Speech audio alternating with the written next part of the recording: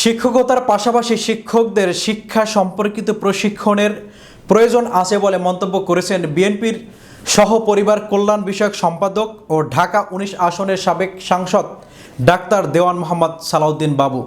বুধবার বেলা ৩টার দিকে আশুলিয়ার কাঠগড়া নয়াপাড়া এলাকার একটি স্কুলের নবীনবরণ ও সাংস্কৃতিক অনুষ্ঠানে প্রধান অতিথির বক্তব্যে তিনি এ মন্তব্য করেন। তিনি এ সময় বলেন, শিক্ষকরা যদি বছরে একবার দুবার ট্রেনিং নেয়, ঢাকায় অনেক প্রতিষ্ঠান আছে যারা শিক্ষকদের প্রশিক্ষণ দিয়ে থাকে। শিক্ষার্থীদের শুধু বকা দিলে আর মারধর করলেই ভালো শিক্ষার্থী হবে না। বিদেশে, বিশেষ করে ইউরোপ কান্ট্রিতে কিন্তু শিক্ষার্থীদের মারধর বা বকা দেওয়া হয় না। তাই অন্তত শিক্ষার্থীদের কিভাবে ট্রেন করতে হয় এবং অবশ্যই শিক্ষার্থীরা ভালো কিছু শিখবে, এতে কোনো সন্দেহ নেই। জনাব মোহাম্মদ জিন্নাত আলী খান ফুল দিয়ে বরণ করবেন। অনুষ্ঠানের শুরুতে আমরা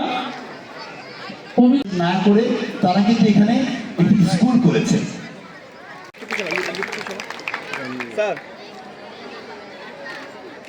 উনি এই এলাকার জন্য নতুন একটি চ্যালেঞ্জিং কাজ শুরু করেছেন এবং আরো অনেক কিছু পুরনো স্মৃতি মনে পড়ে গেল যে আমি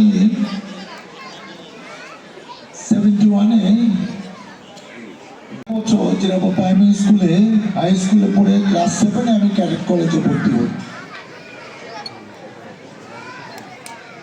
তখন এই জেলা উচ্চ বিদ্যালয় যেহেতু একটি হাই স্কুল, সেখানে ওই বিদায়ী ছাত্রছাত্রীদের কিংবা কোনো শিক্ষক চলে গেলে এরকম মানপত্র পড়ে শুনিয়ে তাকে দেওয়া হতো, অত্যন্ত সম্মানীয় ব্যাপার।